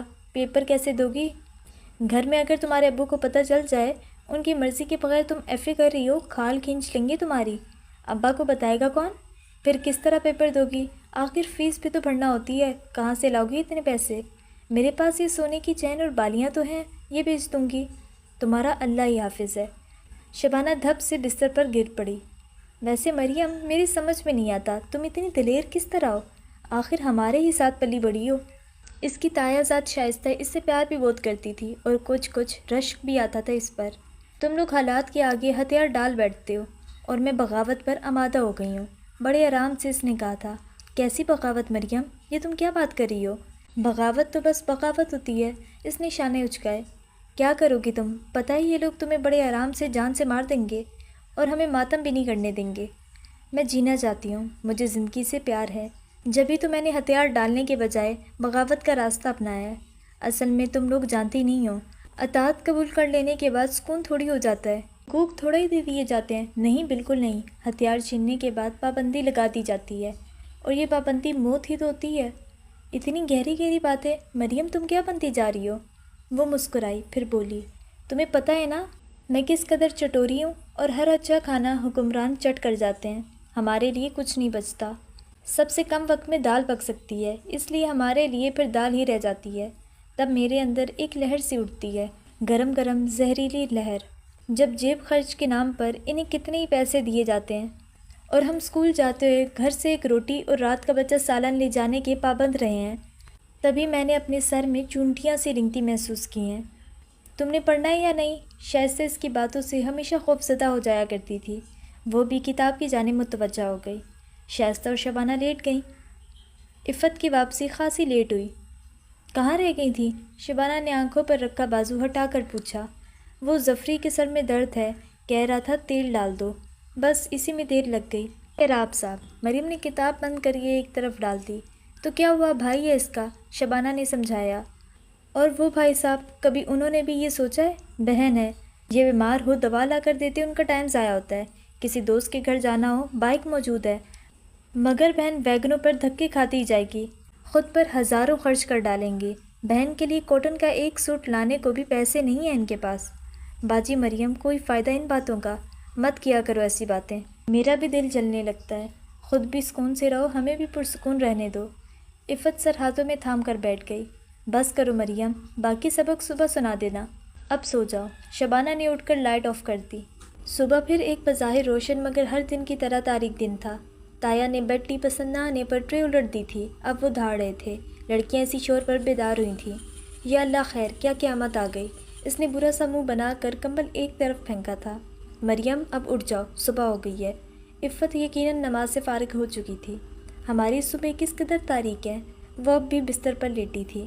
عفت نے اس کا کمبل فرش سے اٹھا کر بیڈ پر رکھا اور بولی، ہر گھر کے تقریباً ایسے ہی حالات ہیں، بس تم آزادی کے خواب دیکھنے لگی ہو، باغی ہو رہی ہو، اس لیے گھٹن محسوس کرنے لگی ہو۔ ہر گھر کے حالات ہمارے جیسے نہیں ہیں۔ کنویں کا مینڈک تمام عمر کنویں میں بسر کرنے کے بعد یہی خیال کرتا ہے کہ دنیا یہی ہے، اور تم تو ساری دنیا دیکھ چکی ہو نا۔ شائستہ بھی اٹھ بیٹھی تھی۔ ساری نہیں، مگر تم لوگوں نے یہی دیکھی ہے۔ تم لوگ اسکول میں بھی ایک دوسرے کے ساتھ چپکی رہتی تھیں، مگر میری کلاس کی بہت سی لڑکیوں سے دوستی تھی، ان کی باتیں سنتی تھی اور احساس ہوتا تھا ہم تو بس خواہ دنیا میں آ گئے ہیں۔ اور اب بینا کا گھر، وہ کچھ یاد کر کے مسکرائی۔ کتنا سکون، کس قدر خوشی اور جمہوریت ہے اس گھر میں۔ بینا کا گھر اس کے سر پر سوار ہے۔ شائستہ نے یہ کہتے بستر چھوڑ دیا۔ ایک افراتفری کے بعد مرد حضرات اپنے اپنے کام پر روانہ ہوئے۔ ان کے جانے کے بعد وہ بھی بینا کے گھر کی طرف چل دی۔ بینا کی نانی آج کل اپنے بیٹے کے پاس پشاور گئی ہوئی تھی، مگر اس نے گھر میں یہ بات کسی کو نہیں بتائی تھی۔ وہ اب بھی بینا کے گھر جاتی تھی، اس سے گپے لڑاتی، اس کے بھائیوں سے بھی باتیں ہوتی اور واپس گھر آ جاتی۔ آج بھی ناشتے کے بعد اس نے باورچی خانہ صاف کیا اور چادر اوڑھ کر بینا کے گھر جانے کے لیے نکل کھڑی ہوئی۔ آؤ آؤ مریم، ہم تمہیں ہی یاد کر رہے تھے۔ بینا کا چھوٹا بھائی اسے دیکھتے ہی بولا تھا، کیوں، خیریت تو ہے ظفر بھائی؟ ان کے یہاں آ کر اس پر بھی کچھ شوخی سی سوار ہو جایا کرتی تھی۔ پتہ ہے ہم لوگ ٹی وی اسٹیشن جا رہے ہیں۔ ارے واقعی؟ کیا کسی ڈرامے میں کام مل گیا ہے؟ کیوں بینا باجی، آپ بتاؤ نا۔ ہمارے ایک کزن ٹی وی پر ملازم ہیں، پہلے اسلام آباد ہوتے تھے، اب لاہور آ گئے ہیں۔ آج ان کے پروگرام کی ریکارڈنگ ہے، بس ہم وہیں دیکھنے جا رہے ہیں۔ ہائے سچ؟ اس کی آنکھیں چمک اٹھیں۔ چلو گی تم؟ بڑا بھائی واصف بھی چلا آیا۔ کیوں نہیں، میں تو سب سے آگے آگے چلوں گی۔ مریم، تمہارا یہ حلیہ کچھ مناسب نہیں، اگر برا نہ مانو تو میرے کپڑے پہن لو۔ چلو آؤ، میری وارڈروب دیکھ لو۔ بینا اسے ساتھ لے کر اپنے کمرے میں آ گئی۔ اس نے کاٹن کا نیلا سوٹ جس پر مسٹرڈ ایمبرائڈری کی گئی تھی اپنے لیے پسند کر لیا۔ تمہیں سوٹ بھی کرے گا، بینا نے اتفاق کرتے سر اسبات میں ہلا دیا۔ اس نے کپڑے تبدیل کیے، بینا نے اس کے بال سیٹ کیے، جوتے بھی اس نے بینا کے ہی پہنے۔ کمرے سے باہر آئی، دونوں لڑکوں نے اسے اس بدلے ہوئے حلیے میں دیکھ کر خوب داد دی۔ پھر اسفر بولا، اگر تمہارے گھر والے تمہیں اس حلیے میں دیکھ لیں تو آج شام تمہارے گھر کے سامنے شامیانے اور کرسیاں لگ جائیں، لوگ جوان موت پر افسوس کے لیے جوک در جوک آئیں گے۔ بکو مت، ہم لوگ گاڑی میں بیٹھ کر جائیں گے اور گاڑی میں ہی واپس آئیں گے، کوئی نہیں دیکھے گا مریم کو۔ بینا نے بھائی کو ڈانٹا۔ آزادی کے یہ چند گھنٹے مجھے مل جائیں، میں انجوائے کر لوں، بے شک پھر وہ قتل کر دیں۔ مریم کے انداز میں بے نیازی تھی۔ تم جیسے دلیر لوگوں کو لمبی عمر جینا چاہیے اور حکومت کرتے ہوئے جینا چاہیے۔ واصف کے انداز میں ستائش تھی۔ بینا اور دونوں بھائی تیار تھے، انہوں نے چائے پی اور ٹی وی اسٹیشن چل پڑے۔ ایک نئی دنیا، اور یہی دنیا مریم کا خواب تھی۔ خواتین کس قدر آزاد، با اعتماد، اور خوش و خرم دکھائی دیتی تھیں۔ یہ بھی تو عورتیں ہیں، مگر میری طرح پابندیوں میں جکڑی ہوئی نہیں ہیں، اداکاری کرتی ہیں، نت نئے سوانگ برتی ہیں اور خود کماتی ہیں، انہیں پیسہ خرچنے کی آزادی ہے۔ کاش میں بھی کوئی جاب کر سکوں۔ یہ مریم ہے تبریز بھائی، بنا کسی سے اس کا تعارف کروا رہی تھی۔ مریم، تبریز نے دوسری نگاہ بڑی بھرپور ڈالی تھی۔ وہ گھبرا گئی، کب یوں کسی کے سامنے آئی تھی؟ اپنا تعارف تو کروائیے۔ اس کی گھبراہٹ اسے مزید دلیر بنا رہی تھی۔ وہ اس کے چہرے پر نگاہ جمائے کھڑا تھا۔ یہ میری دوست ہے بینا، اور کیا تعارف کرواتی؟ پڑھتی ہیں آپ مریم؟ جی ہاں، وہ مختصر کہہ کر خاموش ہو گئی۔ آپ کا چہرہ، آپ کا قد، وہ اسے جانچ رہا تھا۔ پلیز تبریز بھائی، اسے اپنے ڈرامے کے کسی کردار میں فٹ کرنے کی کوشش ہرگز نہ کریں۔ کیوں بھائی؟ ٹیلنٹ تو اسے ضائع کرنا کہاں کی عقل مندی ہے؟ تبریز کی نگاہ مسلسل اس پر تھی۔ اور کسی کی جان ضائع ہو جائے، اس کے بارے میں کیا خیال ہے؟ اصفر نے کہکا لگایا۔ کیا مطلب؟ میں سمجھا نہیں۔ اس کے والد، چچا، تایا زاد، چچا زاد وغیرہ بوٹی بوٹی کر دیں گے اس کی۔ واصف نے وضاحت کی۔ اوہ، تبریز کے انداز میں افسوس تھا۔ درہم بھری نگاہ مریم پر ڈالی تھی۔ اب کیا ساری باتیں یہیں کھڑے کھڑے کریں گے؟ ہم تو مریم کو بڑے دعوے کے ساتھ یہاں لائے تھے۔ جی ہاں، ہم نے کہا تھا ہمارے کزن بڑے فیاض، مہمان نواز اور شاہ خرچ بندے ہیں۔ آج ہم لوگوں کو ایک شاندار یادگار لنچ کریں گے۔ بھائی اب تو آپ لوگ نہ بھی کہتے تب بھی میں لنچ کروانے پر اصرار کرتا۔ کیوں بھائی، اب ایسا کیا ہوا ہے؟ آپ کے مہمان ہمارے لیے بھی بہت خاص مہمان ہیں۔ واہ مریم، جیو! ان تینوں نے نعرہ بلند کیا تھا۔ تعریف کسے بری لگتی ہے؟ اور جب تعریف کرنے والی ہستی ہمیں امپریس کر رہی ہو، اچھی لگ رہی ہو، تب اس کی زبان سے سرانے والے الفاظ ادا ہو جائیں، وہ بھی ہمارے لیے، ہم خود جو خود متاثرین میں شامل ہو چکے ہوں، تب یہی خوشی دو چند ہوتی ہے۔ اتنا خبرو، پڑھا لکھا، کھلے ماحول میں سانس لینے والا نکھرا نکلا انسان اس کو یوں دیکھے گا، یوں تعریف کرے گا، کہاں سوچا تھا اس نے؟ وہ پہلے بھی بہت شوق کے ساتھ یہاں آئی تھی۔ رنگ، خوشیاں، آزادی، ہنسی، یہ سب اسے بہت اٹریکٹ کرتا تھا، مگر ایک ذرا سی توجہ نے اسے کچھ سے کچھ بنا دیا تھا۔ اسے لگا وہ انہی رنگوں روشنیوں کا ایک حصہ ہے۔ گھٹن کہیں بہت پیچھے ایک غبار کی صورت میں رہ گئی تھی، وہ اس غبار کی پہنچ سے بہت دور نکل آئی ہے۔ اس کے انداز میں اعتماد، ہونٹوں پر مسکراہٹ تھی۔ وہ کیمروں کو، اداکاروں کو دلچسپی سے تو دیکھ رہی تھی، مگر اس کے چہرے پر حیرانی اور ان چہروں سے متاثر ہونے کا کوئی تاثر نہیں تھا۔ بینا نے اپنی فیورٹ اداکارہ سے ہاتھ ملایا، ہیرو سے چند الٹے سیدھے سوال صرف اس لیے کیے کہ وہ متوجہ ہو کر اسے شرف باریابی عطا کر دے، مگر مریم یہ سب دور سے ہی دیکھتی رہی۔ یہ چہرے جو ہمیں اسکرین پر نظر آتے ہیں، ہمارے لیے بڑی کشش کا باعث بن جاتے ہیں۔ انہیں کسی اور ہی دنیا کی مخلوق سمجھا جاتا ہے، اور ان سے ہاتھ ملانا، بات کرنا ایک خواب ہی لگتا ہے۔ لیکن مریم، میں دیکھ رہا ہوں آپ دور سے ہی یہ سب دیکھ رہی ہیں، کسی سے آٹوگراف لینے کی، ہاتھ ملانے کی کوشش نہیں کی۔ ہاں بس میں ایسی ہی ہوں، کسی کو خواہ مغرور نہیں بنانا چاہیے۔ ارے چھوٹی سی، بظاہر معصوم سی دکھائی دینے والی یہ لڑکی کتنی اعتماد اور مضبوط تھی۔ یہ عمر تو رنگوں کو چھو لینے کی خواہش والی ہے، اور وہ دور سے ہی دیکھ رہی ہے۔ اس عمر میں عزت، بے عزتی، نفع نقصان کی پرواہ کب کی جاتی ہے؟ اگر میں تمہیں اپنے ایک پلے میں کام کرنے کی آفر کروں، کیا تم قبول کر لو گی؟ موقع پا کر اس نے پھر کہا تھا۔ نہیں، ابھی میں اتنی خود مختار کا ہوں۔ وہ سیدھی ہو کر بیٹھ گئی اور یہ جواب بڑی سنجیدگی اور کچھ رنجیدگی سے دیا۔ بہت افسوس ہوتا ہے مجھے جب اتنے اچھے چہرے، اتنے بااعتماد لوگ ہماری نام نہاد روایات کی بھینٹ چڑھ جاتے ہیں۔ وہ کچھ جھلا گیا تھا۔ بس ایسا ہی ہے، مریم نے شانے اچکائے۔ ایسا نہیں ہونا چاہیے۔ آج کی نسل کو اتنا باشعور تو ہونا چاہیے کہ صحیح اور غلط کے تعین کے بعد اس پر ڈٹ جائیں، وہیں کرے جسے اپنے لیے بہتر سمجھے۔ یہ کہنا بہت آسان ہے، وہ مسکرائی۔ بالکل، یہ کہنا بہت آسان ہے، مگر زندگی آسانی کا انعام نہیں۔ امتحان، اور امتحان میں کامیابی ہی اصل زندگی ہے۔ میں جو آج اس مقام پر ہوں، یہ سراسر میری ذاتی کوشش کا نتیجہ ہے، ورنہ میرے گھر والے تو یہی چاہتے تھے کہ میں بھی خاندان کے دوسرے لڑکوں کی طرح اپنا بائی بزنس سنبھال لوں۔ آپ مرد ہیں، لڑکیوں کے لیے ذرا مشکل ہوتی ہے۔ اس نے بہت نہیں، ذرا کا لفظ استعمال کیا تھا کہ وہ بھی تو ایسی ہی تھی۔ اس نے بھی تو بغاوت اپنے وجود میں پار رکھی تھی، اور عہد کیا تھا خود کو کسی قابل ضرور بنانا ہے۔ آزادی پر، روشنی پر، تازہ ہوا پر ہمارا بھی حق ہے۔ آج کی ملاقات بے حد یادگار تھی، اور اس کی زندگی کا یہ سنہرا دن تھا۔ ٹی وی اسٹیشن کا ماحول، جانے پہچانے چہروں کا سامنا، ان کے انداز، ان کا لباس، اسے سب کچھ اچھا لگا تھا کہ وہ سب اپنی اپنی سوچ کے مطابق زندگی گزار رہے تھے۔ خوش نصیب نہیں، خوش نصیب ترین لوگ۔ اسے رشک آ رہا تھا، یہاں بھی اور ہوٹل میں بھی۔ وہ ایسی جگہوں پر کب آئی تھی؟ اسے تو یہاں کے آداب بھی معلوم نہیں تھے۔ جو کھانا اس کے سامنے رکھا تھا کیسے کھایا جاتا ہے، کیا آداب ہیں اس کے، وہ بالکل ناواقف تھی۔ مگر اسے جھجک نہیں تھی، وہ شرمندہ بھی نہیں تھی کہ ایسی باتوں میں الجھ کر وہ آج کی اس زندگی کی رونق اور خوشی کو آدھا کر دیتی۔ وہ بس مگن تھی، مسکرا رہی تھی اور ہر بات کا جواب اسی مسکراہٹ کے ساتھ دے رہی تھی۔ اور جب بینا نے کہا تھا تمہیں اندازہ نہیں ہے مریم، تم کتنی خوبصورت لگ رہی ہو، تب وہ کھلکھلا کر ہنس پڑی تھی۔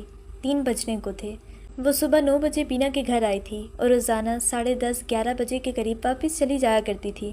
اس نے ایک مرتبہ بھی نہیں سوچا اتنی دیر پر وہاں کیا بیتی ہوگی، بس وہ آج ہر طرح سے انجوائے کرنا چاہتی تھی۔ جب یہ لوگ تبریز سے اجازت مانگ رہے تھے تب اس نے کہا تھا ہماری اگلی ملاقات کہاں ہو سکتی ہے؟ میں تو بینا باجی کے یہاں روزانہ آتی ہوں۔ اس نے ٹائم بھی بتا دیا۔ بینا کے یہاں آ کر کپڑے بدلے، اپنی بڑی سی چادر اوڑھی، تب وہ ہنس پڑی۔ آ گئیں پھر اسی حلیے میں؟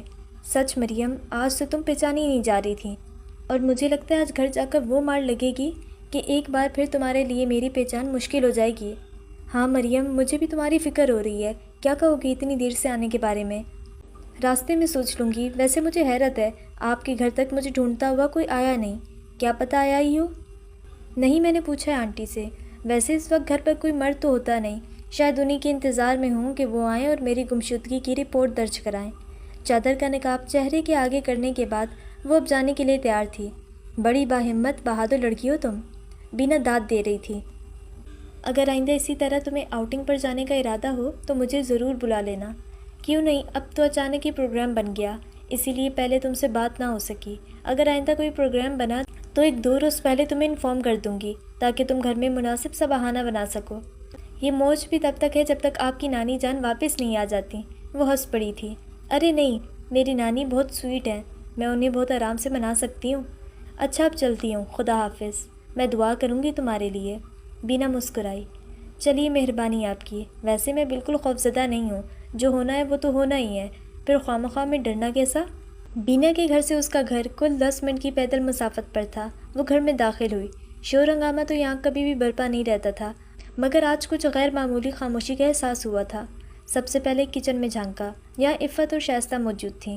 اسے دیکھ کر دونوں نے جیسے شکر کا کلمہ پڑھا۔ پھر عفت بولی، کہاں رہی تم؟ ہم تو تمہارے لیے اب رونے کا پروگرام بنا رہے تھے۔ وہ بینا کی طبیعت خراب ہو گئی تھی، گھر میں نانی کے علاوہ کوئی تھا نہیں، مجھے رکنا پڑا۔ اس نے جو بہانہ بزرگ خواتین سے کرنا تھا وہی لڑکیوں سے بھی کیا۔ فی الحال وہ انہیں راز میں شریک کرنے کا رسک نہیں لینا چاہتی تھی۔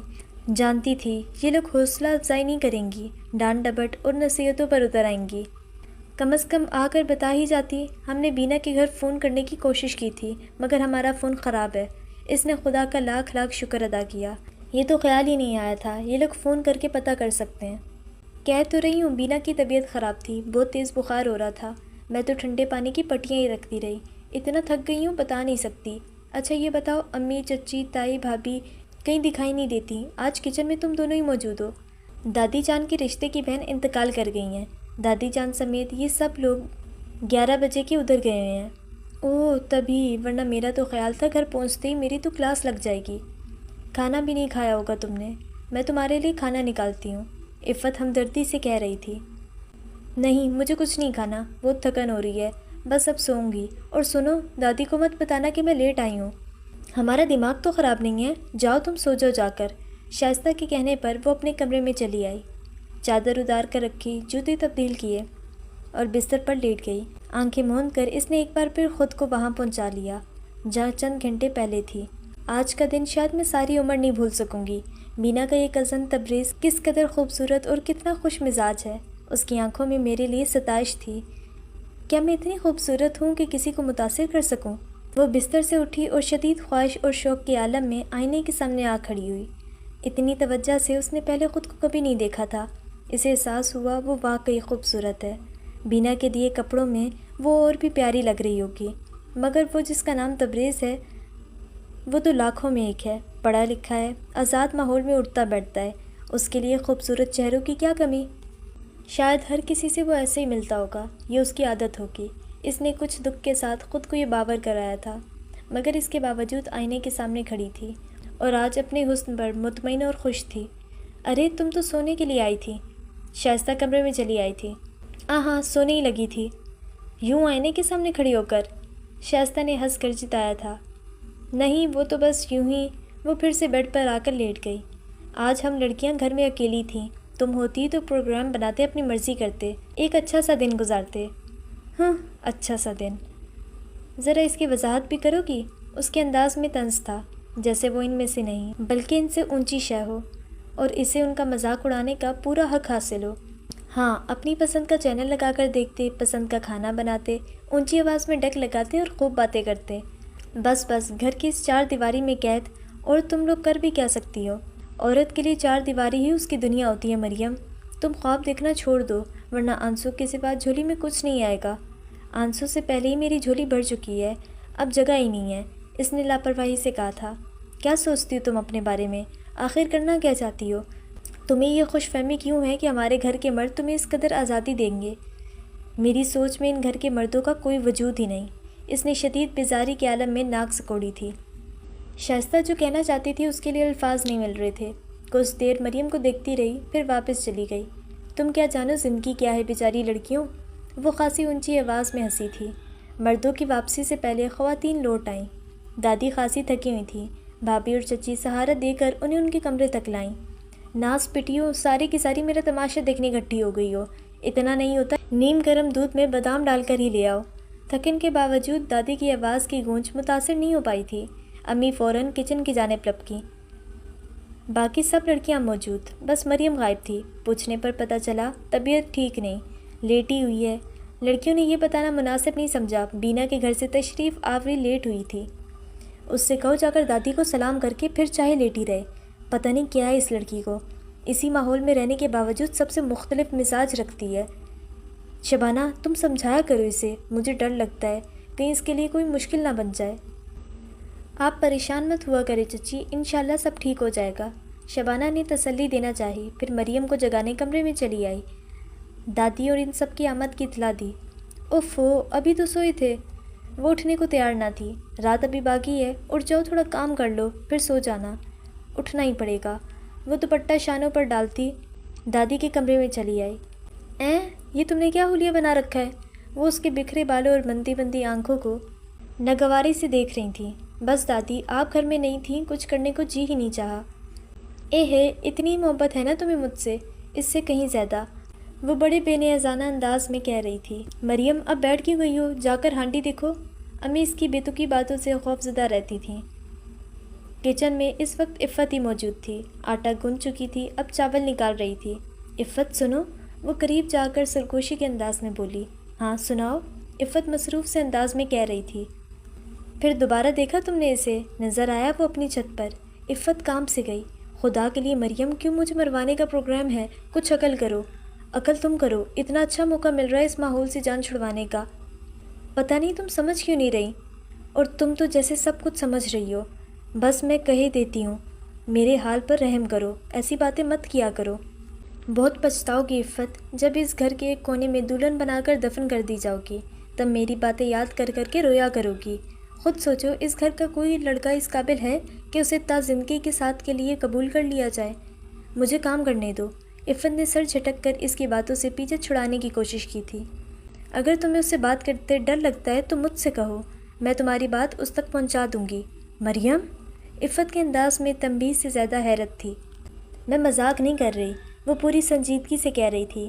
تم ایسی باتیں کر سکتی ہو؟ مجھے یقین ہے۔ عفت کے انداز میں طنز تھا۔ ٹھیک ہے، مت مانو میری بات، یہ تو وقت تمہیں بتائے گا کہ میں نے جو کہا تھا اس میں تمہارے لیے کس قدر بھلائی تھی۔ تم یہاں کوئی کام کرنے آئی تھی یا صرف میرا سر کھانے کا موڈ ہو رہا تھا؟ مریم نے جواب نہیں دیا، سلاد کی سبزیاں نکالنے لگی۔ تبریز سے دوسری ملاقات ٹھیک ایک ہفتے بعد بینا کے گھر پر ہوئی تھی، اور مزے کی بات یہ کہ جب مریم ان کے ہاں گئی، گیٹ کھولنے بھی وہیں آیا تھا۔ اسے دیکھ کر آنکھیں جگمگا اٹھیں۔ میں نے آج یہاں آنے سے پہلے ہی دعا کی تھی کہ خدا کرے تم سے ملاقات ہو جائے۔ اب سوچ رہے ہوں گے کاش کچھ اور مانگ لیا ہوتا، وہ مسکرا کر بولی تھی۔ ہاں، اگر تمہارا زندگی بھر کا ساتھ مانگ لیا ہوتا تو کیا ہی اچھا تھا۔ ہٹیں، اب راستہ تو دیں۔ اس کی بات پر وہ کچھ سمٹ سی گئی تھی۔ بینا کے دونوں بھائی اور امی گھر پر نہیں تھیں۔ بینا کام کرنے والی ماسی سے اپنی نگرانی میں صفائی کرا رہی تھی۔ دونوں کو خاصا وقت مل گیا، اور تبریز نے دوسری ملاقات میں حال دل بیان کر دیا اس کی محبت کا اقرار کر کے اسے شاداں و فرحاں کر دیا۔ اس نے محبت قبول کرنے میں ذرا دیر نہیں لگائی۔ مریم، بینا کہتی ہے تم ایک دقیانوسی خیالات والی فیملی سے تعلق رکھتی ہو، مگر تمہیں دیکھ کر ایسا احساس نہیں ہوتا۔ اپنی سوچ میں ہر شخص آزاد ہوا کرتا ہے، اور اگر دل مضبوط ہو تو سوچو کہ یہ آزادی ہماری راہیں بھی خاندان سے الگ کر دیتی ہیں۔ Good, very good. مجھے بہادر عورتیں اچھی لگتی ہیں۔ پتہ ہے میں بہت آئیڈیل پرست انسان ہوں، اور یہ سوچ مجھے اکثر پریشان کیا کرتی تھی۔ پتہ نہیں میرا آئیڈیل مجھے ملے گا بھی یا نہیں۔ جب تمہیں پہلی بار دیکھا مت پوچھو میرے دل کی کیا حالت ہوئی تھی۔ تم مجسم تصویر ہو میرے تصور کی۔ اوہ، جب بھی آپ بنا پلکے جھپکے بس مجھے دیکھے جا رہے تھے۔ بالکل ٹھیک کہہ رہی ہو تم۔ بعد میں مجھے اپنی اس حرکت پر افسوس بھی ہوا تھا۔ میں یہ سوچ کر شرمندہ ہوتا رہا تھا کہ پتہ نہیں تم میرے بارے میں کیا اندازہ لگا رہی ہوگی۔ ہاں جی، باتیں ختم ہو گئیں یا میں جلدی آ گئی ہوں؟ بینا نے اندر داخل ہوتے ہی یہ کہا تھا، اور مریم کو اندازہ ہوا تھا تبریز بینا سے اپنے اور اس کے بارے میں بات کر چکا ہے۔ بینا، اگر تم ہماری ملاقاتوں کا انتظام کرواتی رہو، بہت دعائیں دوں گا۔ بالکل، مجھے بھلا کیا اعتراض ہو سکتے دعائیں لینے میں؟ آپ آ جایا کریں، میں کسی نہ کسی طرح تنہائی فراہم کر ہی دیا کروں گی۔ اور اب تو 4-5 روز تک ہم لوگ واصف بھائی کی انگیجمنٹ کی رسم بھی ادا کر رہے ہیں، اس میں آپ بھی مدعو ہوں گے۔ میں مریم کی دادی کی منت سماجت کر کے اسے بھی لے ہی آؤں گی۔ میری دادی کبھی اجازت نہیں دیں گی۔ تقریب شام کی ہوگی، تب تک تو ہمارے گھر کے حضرات بھی تشریف لا چکے ہوتے ہیں۔ تم صاف انکار کر رہی ہو، مایوس مت کرو مجھے، کوئی راستہ نکال لینا۔ آپ میرے گھر والوں کو نہیں جانتے، مجھے صرف تم سے مطلب ہے۔ اچھا تبریز بھائی، زیادہ اداس نہ ہو، میں پوری کوشش کروں گی اسے لانے کی۔ اور یہ بھی نخرہ دکھا رہی ہے، گھر والے کیسے بھی ہوں، یہ ہے بڑی دلیر، جو کرنا چاہتی ہے کر گزرتی ہے۔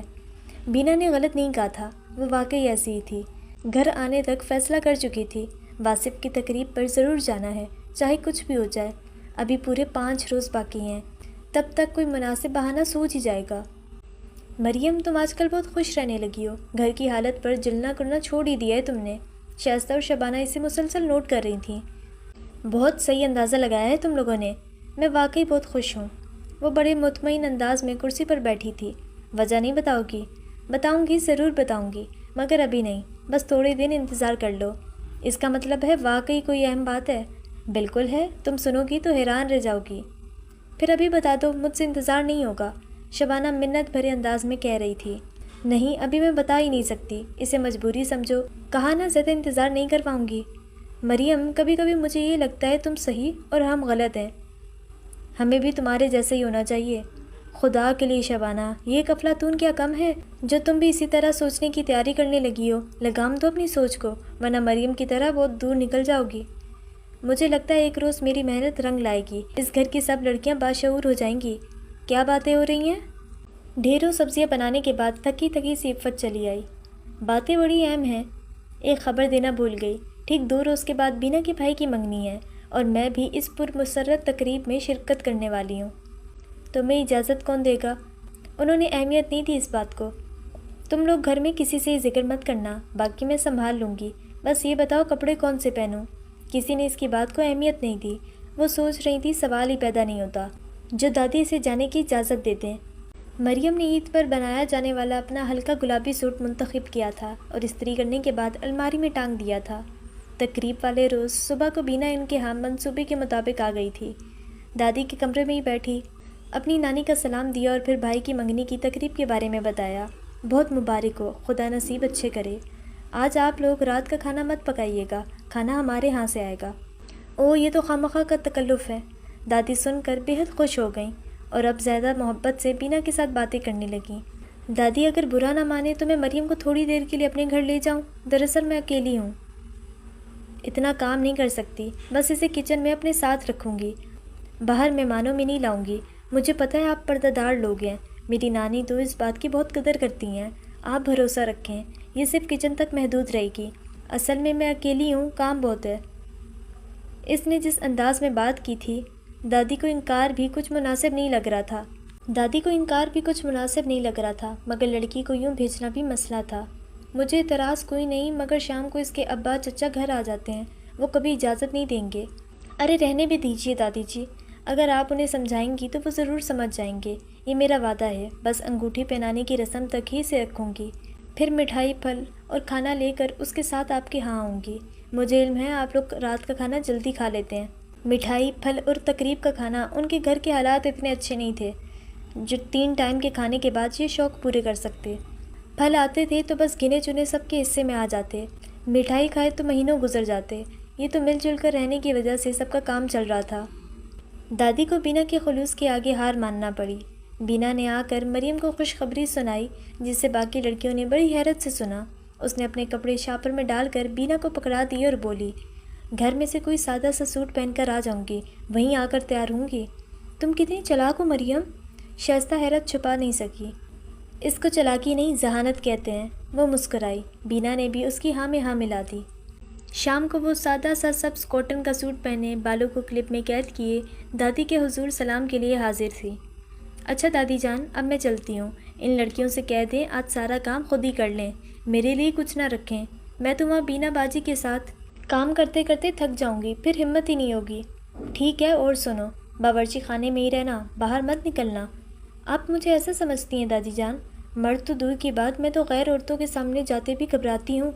اچھا ٹھیک ہے، اور سنو، اپنے گھر لانے کے لیے جو کھانا اور مٹھائی ہوگی وہ خود ہی نکالنا، اور بوٹیاں زیادہ ڈال لینا۔ یہ بھی کوئی کہنے کی بات ہے؟ میں اچھی والی مٹھائی، پھل اور کھانا آپ لوگوں کے لیے سنبھال کر رکھوں گی۔ اور سنو، جلدی آ جانا، ایسا نہ ہو انتظار کرتے کرتے ہمیں بھوکے ہی سونا پڑے۔ وہ اس بات میں سر ہلا کر چلی آئی۔ اس وقت بینا کے گھر میں اکا دکا مہمان ہی آئے تھے اور ڈرائنگ روم میں ہی بیٹھے تھے۔ وہ سیدھا بینا کے بیڈ روم میں آ گئی۔ بڑے وقت پر آئی ہو۔ بینا گرے سلک پر گرین اور گولڈن موتیوں کے کام کا سوٹ پہنے بڑی پیاری لگ رہی تھی۔ کتنا خوبصورت سوٹ ہے، وہ ستائش سے دیکھ رہی تھی۔ تمہارا بھی پیارا ہے، اور سچ تو یہ ہے مریم، تم جو بھی پہن لو اچھا ہی لگتا ہے۔ میں تو تیار ہوں، تم چینج کر لو، پھر تمہارے بال بنا کر میک اپ بھی کر دوں گی۔ بینا نے اسے تیار کرنے میں 1 گھنٹہ لگایا، اور جب اس نے آئینہ دیکھا تو بے اختیار ہی کہہ اٹھی، ہائے بینا باجی، یہ میں ہوں؟ میں نے کہا تھا نا تم بےحد پیاری ہو، میں دیکھ کر آتی ہوں۔ تبریز بھائی آ گئے ہیں یا نہیں؟ وہ باہر نکل گئی اور مریم آئینے کے سامنے ہی جمی رہی، یہاں تک کہ وہ اندر آیا۔ عین اس کی پشت پر کھڑے ہو کر ہاتھ چھانے پر رکھ دیا۔ اوہ، وہ شرما کر پیچھے ہٹی۔ میں نے شاید ڈسٹرب کر دیا یوں بے وقت آ کر، تم اپنے عشق میں گرفتار ہونے کو تھی۔ نہیں، اب ایسی بھی کوئی بات نہیں۔ وہ جھم گئی۔ بہت بہت پیاری لگ رہی ہو، بالکل کسی گڑیا کی مانند، معصوم اور خوبصورت۔ وہ کیا کہتی، مسکرا کر سر جھکا لیا۔ اجازت مل گئی آنے کی؟ ورنہ میں تو سوچ رہا تھا پتہ نہیں آؤ گی بھی یا نہیں۔ آپ نے کہا تھا آنا تو مجھے تھا ہی۔ اتنا مانتی ہو مجھے؟ اعتبار کریں، مجھے خوشی ہوگی۔ بولو مریم، ساتھ دو گی میرا؟ کسی مشکل سے گھبراؤ گی تو نہیں؟ اب آ کے ہی سوال کر رہے ہیں۔ ساتھ دوں گی، میں نے تو اپنے ہر راستے پر آپ کو کھڑا پایا ہے۔ اس کے معصوم چہرے پر گہری سنجیدگی تھی، اور وہ اپنی عمر سے کئی بڑی بات کہہ گئی تھی۔ میں نے تمہیں چاہا ہے، اپنے جذبوں میں سچا ہوں، کھرا ہوں، دھوکہ دینے کا سوچ بھی نہیں سکتا تمہیں۔ بہت جلد اپنانا چاہتا ہوں۔ یہ بتاؤ تم تک پہنچنے کے لیے کیا کیا رکاوٹیں عبور کرنا ہوں گی؟ شاید کوئی نہیں، آپ اچھی پوسٹ پر ہیں، اچھی فیملی سے ہیں۔ بس ایک بات میرے گھر والوں کے علم میں نہیں آنی چاہیے کہ آپ نے مجھے دیکھ رکھا ہے، مجھ سے مل چکے ہیں۔ ٹھیک ہے، میں بینا سے بات کروں گا، وہ کوئی نہ کوئی حل نکال لے گی۔ میرا خیال ہے رشتے کے لیے تمہارے گھر بھی بینا کے والدین ہی آئیں گے۔ کیوں، کیا آپ کے گھر والے؟ اس کا دل برا ہوا، شاید وہ اسے قبول کرنے کو کسی طور تیار نہیں ہوں گے۔ میرے والد ایکسیڈنٹ میں معذور ہو چکے ہیں، وہ کہیں آ جا نہیں سکتے۔ پشاور میں رہائش ہے ہماری، اور میری 5 بہنیں ہیں، میں اکلوتا بھائی ہوں۔ 5 بہنیں، اکلوتا بھائی؟ اسے جھٹکا سا لگا، سنبھل کر بولی، سب شادی شدہ ہیں نا؟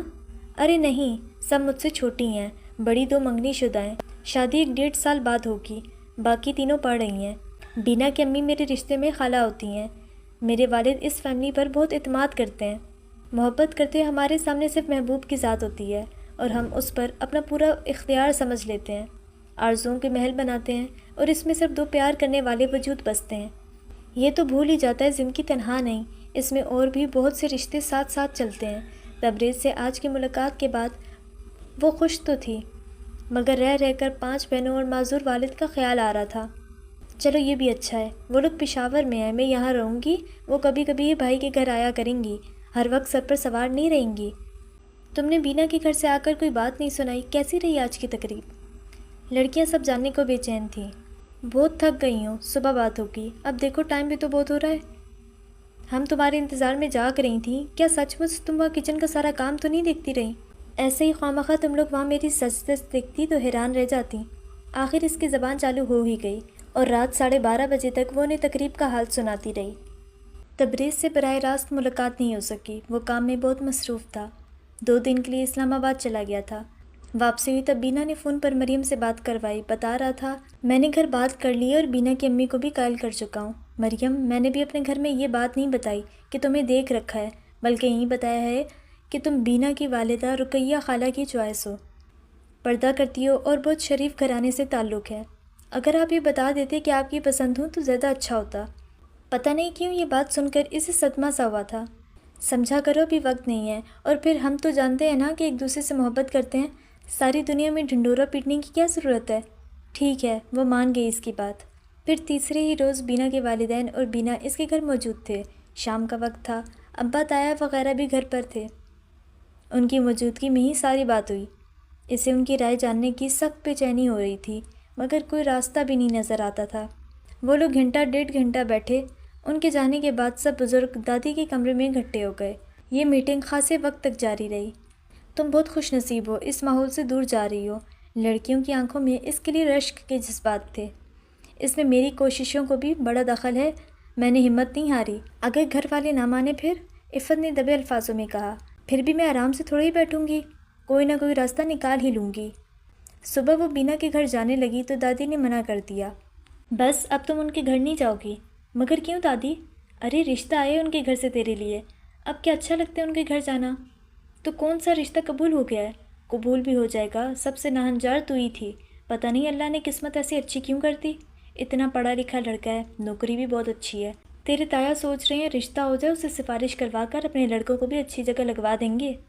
وہ تو بات پکی ہے، اس لالچ کی وجہ سے یہ لوگ کبھی انکار نہیں کریں گے۔ اس کا جی چاہا ابھی 2-3 چھلانگیں لگائے اور چیخ چیخ کر اپنی خوشی کا اظہار کرے۔ یہ لڑکیوں، میرا رشتہ پکا سمجھو۔ کمرے میں آ کر چادر اتار کر ایک طرف پھینکی اور اعلان کیا، تمہیں کیسے پتہ چلا؟ بس چلا لیا پتہ، تم لوگ ابھی میری صلاحیتوں سے واقف ہی کہاں ہو۔ بس اب میری شادی کی تیاری شروع کر دو۔ میرے سسرال والے بہت پڑھے لکھے بڑے ماڈرن لوگ ہیں، تم بھی فیشن کے مطابق کپڑے بنوانا اور تھوڑا میک اپ بھی کر لینا۔ اپنی ہدایتیں اپنے پاس ہی رکھو، تم اس گھر سے جا رہی ہو، ہمیں یہاں اسی ماحول میں رہنا ہے، اور زندگی سے ابھی اتنی شکایت بھی نہیں ہوئی کہ اس تقریب کو اپنی آخری تقریب بنا دیں۔ عفت، تم تو بہت ہی ڈرپوک ہو، پتہ نہیں کس طرح جیو گی۔ اس نے افسوس کا بھرپور اظہار کیا۔ پتہ نہیں تمہارا یہ پڑھا لکھا میر کبیر دلہا شکل و صورت میں کیسا ہے۔ شائستہ کے کہنے پر اس نے گردن اکڑائی اور بولی، ایک دم سے ہینڈسم، خبرو، شاندار، باوقار، یہ اونچا قد، سفید چمکتی ہوئی رنگت اور تیکھے نین نقش۔ تمہیں کیسے پتا؟ کیا خواب میں دیکھا ہے؟ شبانہ نے ہنس کر کہا۔ نہیں، اس نے ضرور بینا کے گھر اس کی تصویر دیکھی ہوگی، ہے نا یہی بات؟ شائستہ یقین سے کہہ رہی تھی۔ ہاں، اس بات کا تو مجھے خیال ہی نہیں آیا۔ آخر وہ کزن ہے بینا کا، ان کے گھر تصویر تو ضرور ہوگی۔ ویسے ایک بات سمجھ میں نہیں آ رہی، بینا اچھی خاصی خوبصورت لڑکی ہے، آخر اس نے اپنے کزن سے شادی کیوں نہیں کی؟ اس لیے کہ بینا اپنے ماموں زاد میں انٹرسٹڈ ہے، اور وہ بھی بینا کو بہت چاہتا ہے۔ اس وقت ملک سے باہر ہے، تقریباً سال بعد چکر لگے گا۔ تمہیں بڑی معلومات ہے، ظاہر ہے، بینا دوست ہے میری، ساری باتیں بتاتی ہے۔ تم پڑھنے جاتی ہو، اتنا وقت مل جاتا ہے کہ ان کی ذاتیات میں دخل دے سکو؟ وقت ہی وقت، ٹائم ہی ٹائم، اس نے کہکا لگایا، پھر بولی۔ پڑھتا کون ہے؟ بینا کی نانی بہت دن سے پشاور گئی ہوئی ہیں، میں تو وہاں سے باتیں کرنے ہی جاتی ہوں۔ کتنی چلاک ہے تو، اور دلیر بھی۔ دادی کو دھوکہ دیتے ڈر نہیں لگتا؟ ایک ہی تو محلہ ہے، کوئی عورت آ کر نہیں بتا سکتی ہے بینا کی نانی شہر سے باہر ہیں؟ پھر تیرا جو حشر ہوتا ہے اس کے بارے میں خیال نہیں کیا تو نے؟ میں اپنے آج پر توجہ دیتی ہوں، نہ گزرے کل پر روتی ہوں، نہ آنے والے وقت کے لیے فکر کرتی ہوں۔ میرے لیے جو کچھ بھی ہے وہ میرا آج ہے، اور بس۔ اتنی دلیری بھی اچھی نہیں ہوتی۔ اب سسرال جا رہی ہو، وہاں جا کر کچھ عقل سے کام لینا۔ سسرال کون بے وقوف جا رہا ہے؟ میں تو یہیں رہوں گی، اسی شہر میں، تبریز کے ساتھ۔ بے شرم، یہ تینوں کی آواز تھی۔ لو، اس میں بے شرمی کی کیا بات ہے؟ ابھی شادی ہوئی نہیں تو یہ حال ہے اس کا۔ عفت نے تعصب سے اسے دیکھا۔ اور نام کس طرح لے رہی ہے؟ شائستہ کو اعتراض تھا۔ تم لوگ تو پاگل ہو۔ وہ سیٹ پر دراز ہو گئی۔ باتیں تو یوں کرتی ہے جیسے پتہ نہیں کس دنیا میں پلی بڑی ہے۔ اس دنیا میں رہ کر بھی میں یہاں نہیں رہی۔ اور ہاں، تم لوگ پوچھ رہی تبریز کا ناک نقشہ مجھے کیسے معلوم ہوا؟ تو پیاری دوستوں، میں اس سے مل چکی ہوں۔ ہیں؟ کب؟ کہاں؟ سب کے سب سننے کو بےتاب تھیں۔ پہلی بار ٹی وی اسٹیشن پر، اس کے بعد گھر میں، پھر بینا کے بھائی کی منگنی پر تو بہت ہی بھرپور ملاقات ہوئی تھی۔ تینوں اتنی حیران تھی کچھ بول ہی نہیں سکیں۔ وہ بالکل ویسا ہے جیسا میں چاہتی تھی۔ اپنی گاڑی ہے اس کے پاس، بہت اچھی خوشبوئیں استعمال کرتا ہے، ہر وقت فریش دکھائی دیتا ہے۔ اس کی کلائی پر بندھی رسٹ واچ خاصی مہنگی دکھائی دیتی ہے، اور کپڑے تو وہ اتنے اچھے پہنتا ہے کہ تم لوگ سوچ بھی نہیں سکتی۔ اس کے مقابلے میں ہمارے گھر کے مرد، اس نے نفرت سے ہنکارا بھرا۔ نہ اٹھنے بیٹھنے کی تمیز، نہ بات کرنے کا سلیقہ، اور لباس پتہ نہیں کس درزی سے سلواتے ہیں۔ ایسے لگتا ہے ان کا مشن ہے یہ جہاں بھی جائیں کارٹون دکھائی دے۔ میں تو سوچ رہی ہوں تبریز جب ان احمق لڑکوں سے ملے گا، مجھے سوچ کر کتنی شرمندگی ہوگی۔ یہ لوگ میرے کزنز ہیں، مجھے تو ان سے اپنا رشتہ جوڑتے بھی شرم آتی ہے۔ سادہ مزاج کے ہیں ہمارے بھائی، عفت نے دھیرے سے کہا۔ سادہ نہیں، اکھڑ مزاج کے ہیں، خود کو پتہ نہیں کیا سمجھتے ہیں۔ اسی غرور نے انہیں کسی کام کا نہیں چھوڑا۔ یہ سمجھ ہی نہیں سکے ان کی شخصیت میں کتنی کمزوریاں ہیں۔ ہر وقت گھر کی لڑکیوں پر روب ڈالتے ہیں، کبھی کسی باہر کی لڑکی سے یوں بات کریں منہ توڑ دے گی۔ اور اب تو میں بھی کسی سے نہیں ڈروں گی۔ ہاں ہونے کی دیر ہے، ان سب کو مزہ چکھا دوں گی۔ رخصتی سے پہلے ان کے دماغ درست کر کے ہی رہوں گی۔ بات ہو رہی تھی تبریز کی، عفت نے یاد دلایا۔ ہاں یہی بتا رہی تھی میں، بینا اور اس کے بھائیوں کے ساتھ ٹی وی اسٹیشن گئی تھی، وہاں اسے دیکھا، اور پہلے میں اسے اچھی لگی، پھر وہ بھی مجھے اچھا لگنے لگا۔ نہیں، یوں کہنا ٹھیک ہوگا، پہلے اس نے محبت کا اظہار کیا، پھر میں نے بھی کر دیا۔ اچھا تو وہ مجھے پہلی نظر میں ہی لگا تھا، اب یہ کیا پتہ تھا یہ شخص میری زندگی سنوار دے گا، خوابوں کو حقیقت میں بدل دے گا۔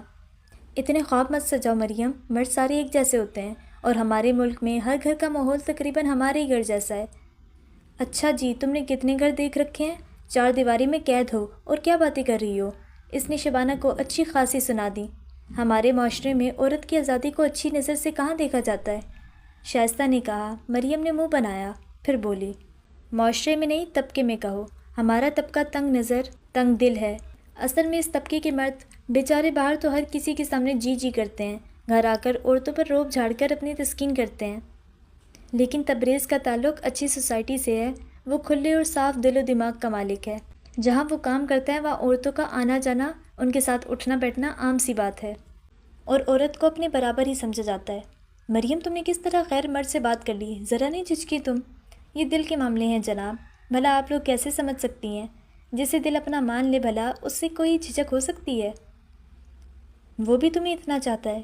جواب میں مریم ہنس پڑی، یوں جیسے اس کی عقل کا ماتم کیا ہو، پھر بولی، ظاہر ہے چاہتا ہے تبھی رشتہ بھیجا ہے، ورنہ میں نے ہاتھ پاؤں تو جوڑے نہیں تھے اس کے سامنے کہ جی آپ مجھ سے ضرور شادی کر کے مجھے شکریہ کا موقع عنایت کیجیے۔ مریم تم ابھی سے بدل گئی ہو، شادی کے بعد تو ہماری طرف دیکھو گی بھی نہیں۔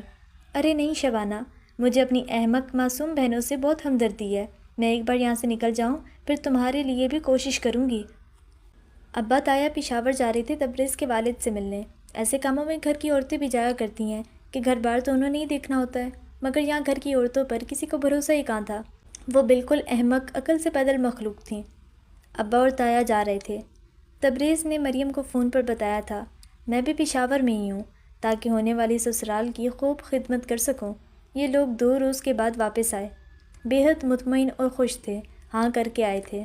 اور چونکہ تبریز کے ابا تو رسم کے لیے آ نہیں سکتے تھے، انہوں نے ہونے والی بہو کے لیے جوڑا اور انگوٹھی بھیج دی۔ ویلویٹ کا فلسائی کلر کا سوٹ تھا، خوب بھاری کام تھا طبقے کا۔ مریم کو پسند نہیں آیا، اسے تبریز کے ہاتھ سے ایسے جوڑے کی امید نہیں تھی، انگوٹھی بھی روایتی سے ڈیزائن کی تھی۔ دادی نے ہاتھ میں تول کر دیکھی تھی اور وہ خاصی مطمئن تھی کہ انگوٹھی اچھے خاصے وزن کی تھی۔ شادی کی تیاریاں شروع ہو چکی تھیں۔ تبریز کے ابا نے کہا تھا، ہم لوگ جہیز کے بھوکے نہیں، اللہ کا دیا سب کچھ ہے ہمارے گھر۔ ابا نے یہ بات گرہ میں باندھ لی تھی۔ امی سے کہہ دیا، جب وہ لوگ خود منع کر رہے ہیں تو پھر روپیہ برباد کرنے کی کیا ضرورت ہے، بس 10-11 جوڑے بنا دو، ایک سیٹ زیور کا اپنے سیٹ میں سے ڈال دو، کافی ہے۔ وہ اکلوتی اولاد تھی، امی کے دل میں بہت ارمان تھے، مگر شوہر کے سامنے کیا کہہ سکتی تھیں۔ تبریز آج کل بہت مصروف تھا، اکثر اسلام آباد ہی ہوتا تھا، پورے 1 ہفتے بعد لوٹا، بتا رہا تھا پشاور سے ہو کر آیا ہوں، شادی کی تیاریاں عروج پر ہیں، میری بہنیں اپنے ہاتھوں سے تمہارے کپڑے تیار کر رہی ہیں۔ اسے بہنوں سے کوئی دلچسپی نہیں تھی، خاموش رہی۔ ایک اور خبر سنو، میری ٹرانسفر پشاور ہو گئی ہے، اب ہم سب مل کر رہیں گے۔ میرے ابا کی یہ بڑی خواہش تھی، شکر ہے یہ کام بھی ہو گیا۔ پشاور؟ تبریز یہ بڑا شہر ہے، اس سے کیا فرق پڑتا ہے، اور پھر وہ میرا اپنا گھر ہے۔ میری بہنوں کو گھر میں ایک سمجھدار عورت کی ضرورت بھی ہے، اب وہ شادی کی عمر کو پہنچ رہی ہیں۔ رشتے کے سلسلے میں اکثر لوگ آتے جاتے رہتے ہیں، میرے والد خواتین سے گفتگو تو نہیں کر سکتے، تم ہوگی تو یہ مسئلہ نہیں رہے گا۔ وہ خاموشی سے سب سنتی رہی، گھر میں کسی سے ذکر نہیں کیا۔ کتنا انتظار تھا اسے تبریز کے فون کا، اور اب جو فون آیا ساری خوشی ملیا میٹ ہو گئی۔ چلو کوئی بات نہیں، میں کسی کو اپنے معاملات میں دخل دینے کی اجازت ہی نہیں دوں گی۔ 2 بہنیں تو جلدی بیائی جائیں گی، باقی 3 ابھی چھوٹی ہیں، مگر میں جلد ہی ان کی بھی شادی کروا دوں گی، اور والد تو ہیں ہی معذور، وہ بیچارے کیا کہہ سکتے ہیں۔ یہ سب سوچ کر وہ ایک بار پھر مطمئن ہو گئی تھی۔ بینا ایک روز ملنے آئی، تب اس نے پشاور کے بارے میں پوچھا، کیسا شہر ہے، اور ان لوگوں کا جو وہاں پر گھر ہے وہ کیسا ہے؟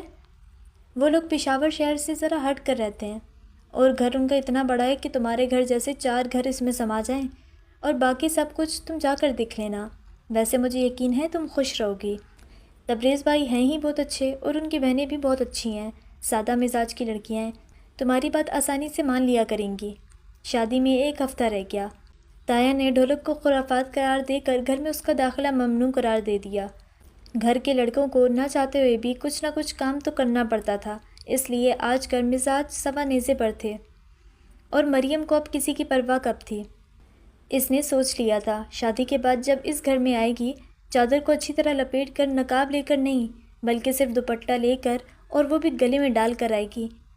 تب یہ سب حکومت کرنے والے کس قدر تل ملائیں گے، مگر بس نہیں چلے گا مجھ پر۔ بارات میں تبریز کے دوست اور بینا کی فیملی شامل تھی۔ اس کے والد کی معذوری کی وجہ سے پشاور سے کوئی بھی شریک نہیں ہوا تھا۔ وہ تو تھی ہی خوبصورت، دلہن بن کر اور بھی نکھار آیا، جس نے دیکھا تعریف کی۔ بائی ایئر اسی روز یہ لوگ پشاور کے لیے روانہ ہو گئے۔ ابھی تو وہ دلہن تھی، اسے سر جھکا کر، نظر جھکا کر رہنا تھا۔ خواہش کے باوجود سر اٹھا کر گھر کا جائزہ نہیں لے سکی۔ یہ میری بہنیں ہیں۔ تبریز کمرے میں لڑکیوں کو لے کر آیا تھا۔ اس نے سر اٹھا کر دیکھا، گوٹے کناری والے لباس پہنے، بالوں کی 2 چٹیاں خوب کس کر بنائے، آنکھوں میں ڈھیروں کاجل لگائے، وہ کہیں سے بھی تبریز کی بہنیں نہیں لگتی تھیں۔ آؤ میرے والد کے کمرے میں چلو، سلام کر کے دعائیں لو۔ تبریز کے والد اس کے خیال کے برعکس خاصے حلیم، شجیم، باروب شخصیت کے مالک دکھائی دیتے تھے۔ انہیں دیکھ کر کہیں سے بھی یہ احساس نہیں ہوتا تھا وہ معذور آدمی ہیں۔ سلام کے جواب میں ہنکارا بھرا، پھر بولے، رقیہ پر ہمیں بھروسہ ہے، وہ جانتی ہے ہم لوگ روایت پسند ہیں، عورت کی آزادی کی قائل نہیں ہے۔ عورت کی دنیا 4 دیواری کے اندر ہے۔ میرا بس چلے تو گھر سے باہر آوارہ گردی کرنے والی عورتوں کو گولی سے اڑا دوں۔ تم چادر اوڑھتی ہو، ہمارے ہاں برقع پہنا جاتا ہے۔ اول تو تمہیں گھر سے باہر جانے کی کہیں ضرورت نہیں، اگر جاؤ تو برقع استعمال کرو، گھر کے کاموں پر توجہ کل سے دینی شروع کرو۔ اس گھر میں تمہاری ساس نہیں ہے جو چاؤ پورے کرے، یہ بچیاں ہیں جو تمہاری عمر کی ہیں، مگر انہیں اپنی بیٹیوں کی طرح سمجھنا ہوگا۔ باقی یہ جو تمہارا شوہر ہے، یہ میرا بیٹا ہے، اور میرے حکم کے بغیر سانس بھی نہیں لے سکتا، اس لیے تمہیں ہر معاملے میں مجھ سے اجازت لینا ہوگی۔ جاؤ جا کر منہ دھو لو۔ میں یہ میک اپ کے نام پر کی گئی خرافات پسند نہیں کرتا۔ مریم نے بمشکل سانس لیتے ہوئے اپنے ساتھی کی جانب دیکھا۔ وہ باپ کے سامنے سر جھکائے مؤدب کھڑا تھا۔ میں کہاں سے چلی تھی، کہاں ہوں؟ شاید کہیں سے نہیں چلی، کہیں نہیں پہنچی، میں جہاں تھی وہاں ہوں۔ عورت ہمارے دیس کی عورت دائرے میں گھومتی ہے، اور پگلی یہ سمجھتی ہے آگے اور آگے بڑھ رہی ہے، نئی منزلوں کی طرف رواں دوائیں، مگر دائرے میں گھومنے والے جہاں سے چلتے ہیں وہیں پہنچ جاتے ہیں۔ اچھا جی، تو یہ تھا ناول کا اینڈ۔ سمرہ بخاری کا یہ میں نے پہلا ناول پڑھا ہے، اور میں کہتی ہوں اس کی سیڈ اینڈنگ ہے یار۔ مطلب مجھے بیچ میں لگ رہا تھا یا تو شادی نہیں ہوگی، لیکن بیچ میں یہ بات ہے، میں آگے جا کے نا تھوڑا سا میں نے گیس کر لیا تھا کہ شادی تو ہو جائے گی، لیکن وہ بھی ایسے ہی ہوگا، ان کے گھر کا ماحول اس سے بھی زیادہ ٹف ہوگا۔ ایسا نہیں ہونا چاہیے تھا اس کے ساتھ، مجھے دکھ ہو رہا ہے۔ چلیں آپ لوگ بتائیے گا آپ لوگوں کو یہ ناول کیسا لگا، اور آپ لوگ کیا چاہتے تھے اس کی اینڈنگ کیسی ہو؟ مطلب آپ لوگ سیٹسفائیڈ ہیں اس اینڈنگ سے؟ مجھے تو دکھ ہو رہا ہے۔ چلیں پھر اگلی ویڈیو میں ملاقات ہوگی۔ آپ لوگ اپنا خیال رکھیں، خدا حافظ۔